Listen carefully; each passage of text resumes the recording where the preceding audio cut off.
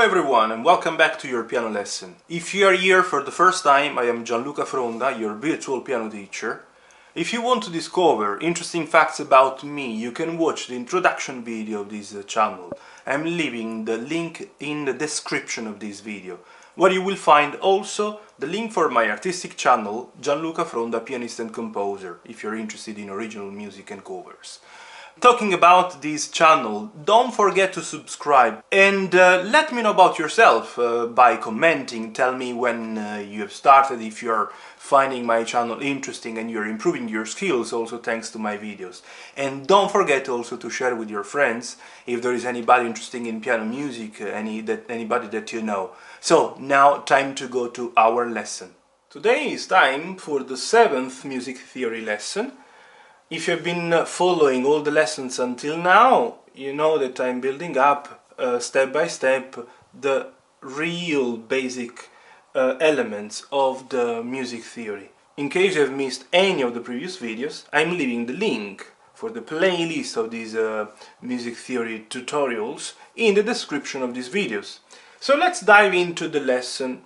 Today, indeed, we have to talk about the intervals. We have to try to understand how they are written and how to play them, so the intervals on the music sheet and the intervals on the keyboard.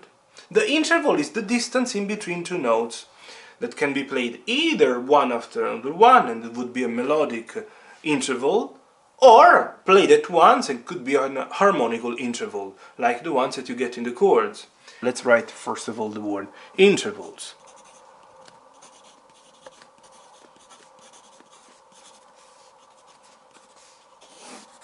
Let me write down interval of second.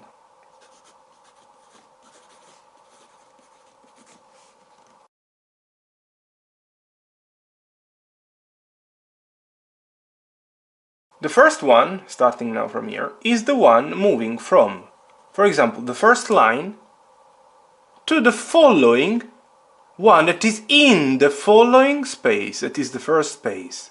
So we are moving from one element, that is a line, to the next element that obviously is a space.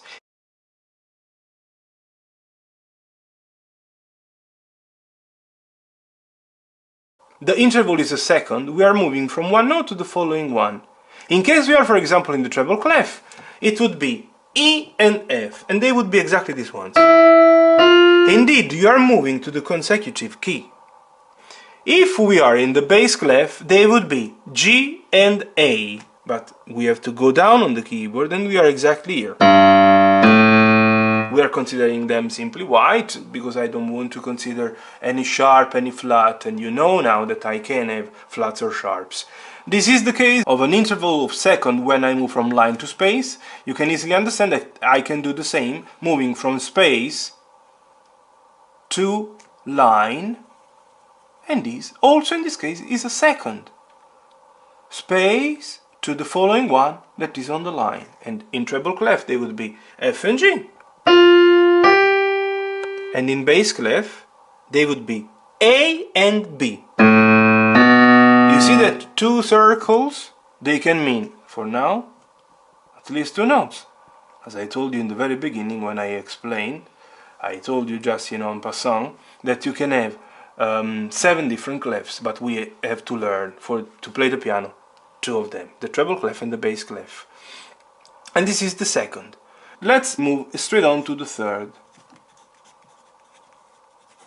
The third occurs when you move from a note that is on, for example, one element like the line, to a note that is on the following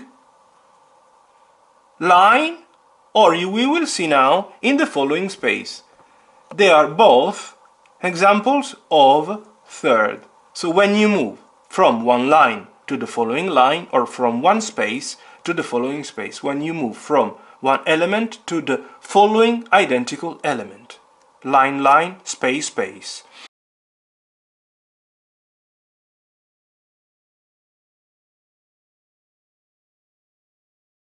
In this case, what happened that you are skipping the note that is in between them, that would be the one in the first space, in this case, or here, the one on the second line. On the keyboard, how is it reproduce the third? If we are, for example, in treble clef, these two notes would be E and G, and we are skipping the F in between them. If we are in the bass clef, these two notes would be G and B. Regarding the other ones, the other two, in case we are in treble clef, they would be F and A, exactly these ones, and also in this case, skipping one element. In the left hand, we would move from A to C. I want to maybe go back 1 second to the second now, because I noticed lately that many times at the beginning students have problems understanding, even though I explained how to consider the small line in the head of the middle C. They have problems understanding where is this note, how to find it, and now let's consider I want to place the treble clef, yeah? Okay, we are in treble clef. So this note, as you know now, is the middle C, and you should also know how to find and where to find it. On the keyboard is exactly the one under the label of the 88 keys keyboards.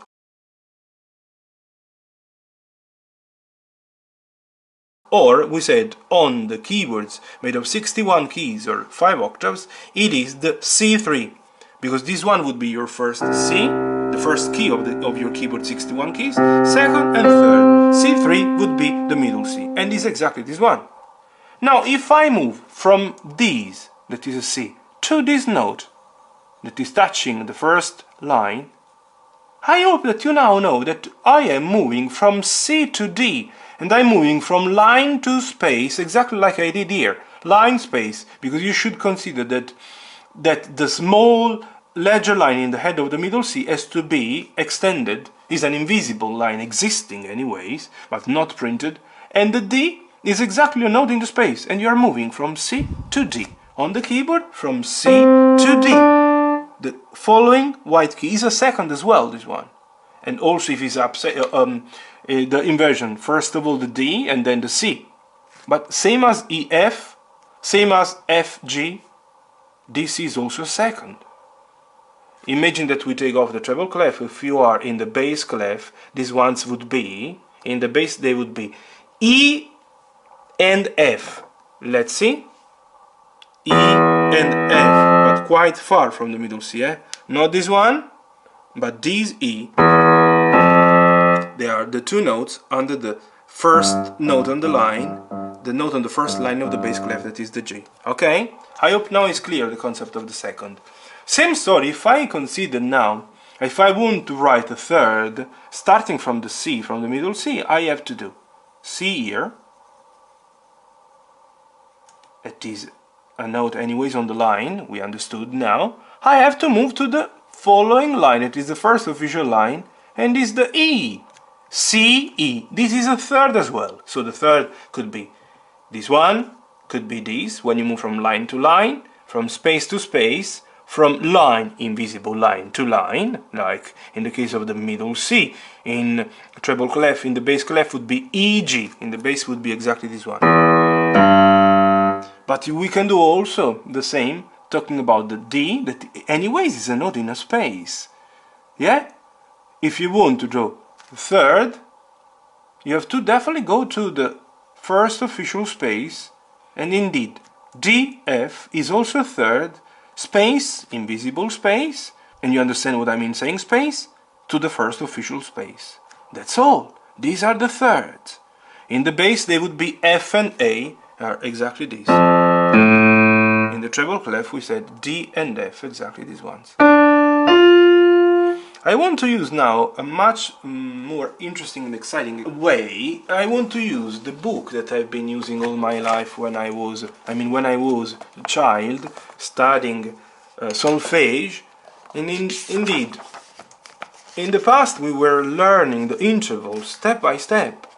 After learning the notes one by one, with using the semibreves or the whole notes, then the minims or half notes, and then the crotchets or quarter notes. We learned then these ones, for now please don't mind, but these are the half count notes or quavers or eighth note using the American way. These ones are the 16th or semiquavers are half of the half, but for now you don't consider because you have learned this, and this. We were immediately moving to the thirds. This is written in Italian.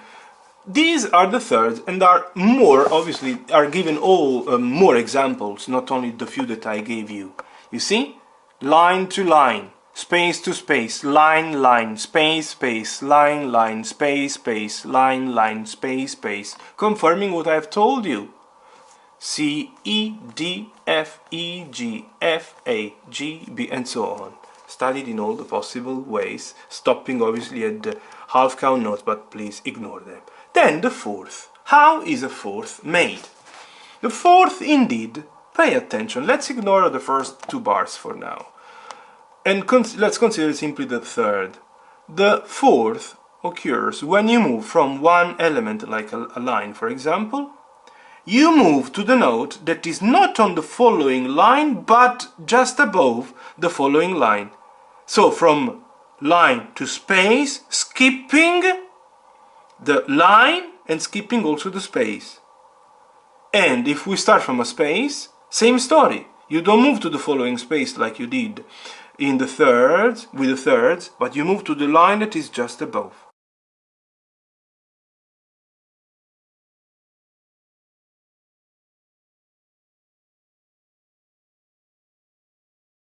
And indeed you skip one line and one space. You skip two notes. Indeed, on the keyboard it would be exactly this the case. You have to skip two notes. If we are in treble clef, as it is stated here, I move from E to A. Look on the keyboard. E, moving to A. I'm skipping two notes, two keys. This is the fourth. And could be a fourth also if I move from space to line, skipping the following line and the following space. And it would be F and B. These are examples of fourth. It is a fourth also if you start from a C, that is a ledger line, obviously. You skip the D, you skip the E, and you move to F. You have to definitely get used. The best way would be the one of repeating. That's why we were studying solfege. We were repeating all the possible combinations, featuring in this case the fourth, the third, and so on. And in this way your eyes will get used day by day. Line, space, invisible line, ledger line, space, or space, line. And I hope it's clear to you what I mean. Then, let's carry on. Obviously you do it with crotchets or quarter notes. Let's skip the half count notes for now. The fifth. The fifth is easier, definitely easier. Same as the third. You have the fifth when you face a fifth when you move from one line, for example, not to the following line, but one above. So you're skipping one line. Line to line, skipping one line. Or space to space, skipping one space.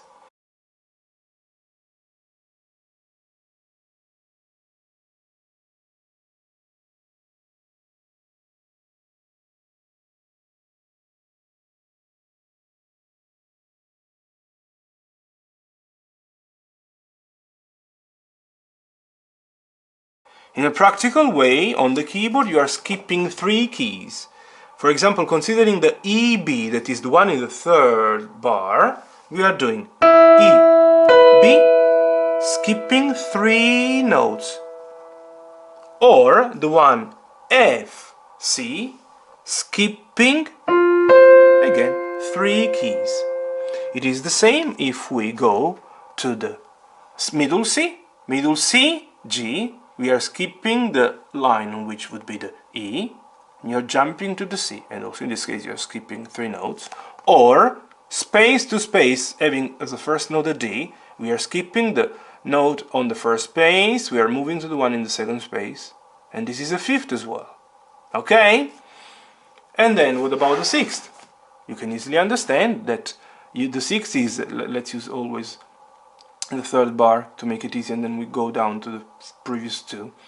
From line, skipping a line, skipping another line, so you skip two lines, you skip also two spaces, and you go to the third space.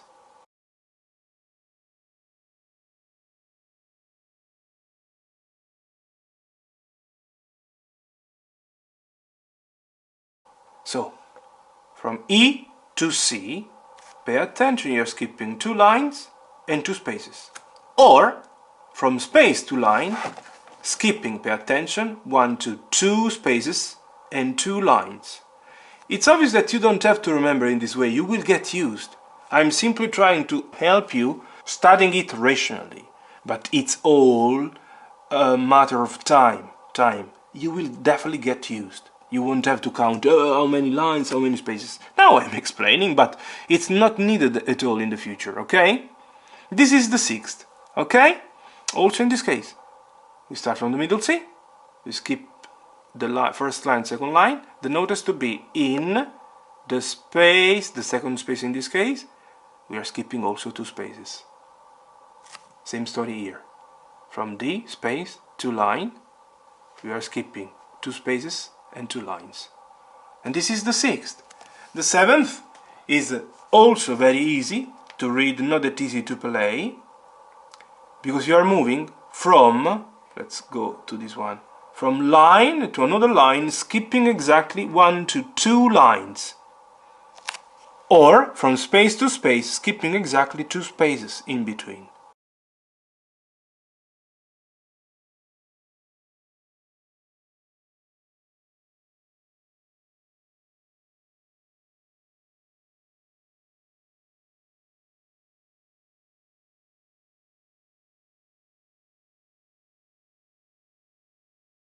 Same story if you consider the C. C, you're moving to the 3rd line, skipping the first and the second line. From D, you are going up to the 3rd space, skipping the first and the second space. Going back 1 second to the 6th occurs in practice when you have 2 notes and you are skipping 4 keys, 1, 2, 3 and 4. This is a 6th. Also this one, 1, 2, 3, 4, skipping. These are the 2 extremes. The 7th is this one, and it occurs when you have 1, 2, 3, 4 and 5 keys in between. Also if you start from this one, wherever, it is the same. Okay? The easiest way to understand which one is in practice a 7th, pay attention, is the one of considering. If I'm moving from the C up to the B, remember that the 7th is nothing else than the previous note simply played 1 octave higher. Same story. This is a 7th, D, C. Instead of playing the C here, you play it here, and this is a 7th. That's all. The octave is the easiest of the easiest on the keyboard, but not the easiest of the easiest to read at the beginning on the music sheet, because for example you have to go from the first line to the last space, or from the first space to the last line, skipping all this in between.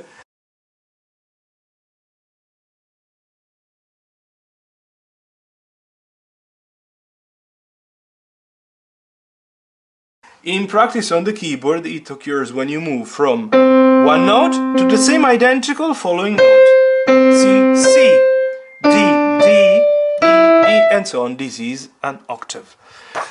So, this is all I wanted to explain today, to clarify. I hope that I've clarified, I hope that I've helped, but anyways, be advised please, the biggest help comes from time, experience and practice.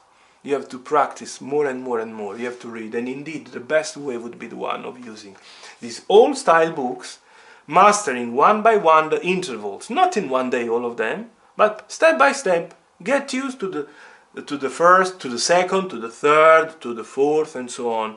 1 week, one interval, another one, and you will definitely get used. And then practicing more and more in all the solfege that would come after. Indeed, I will explain also what is the solfege and how it's made, how it could be made, how it was made, because I know that today nobody is practicing it anymore. You will have simply very complicated pieces where you practice the reading. It is not the sight reading, because you have one problem less. In the sight reading you have to read and play immediately.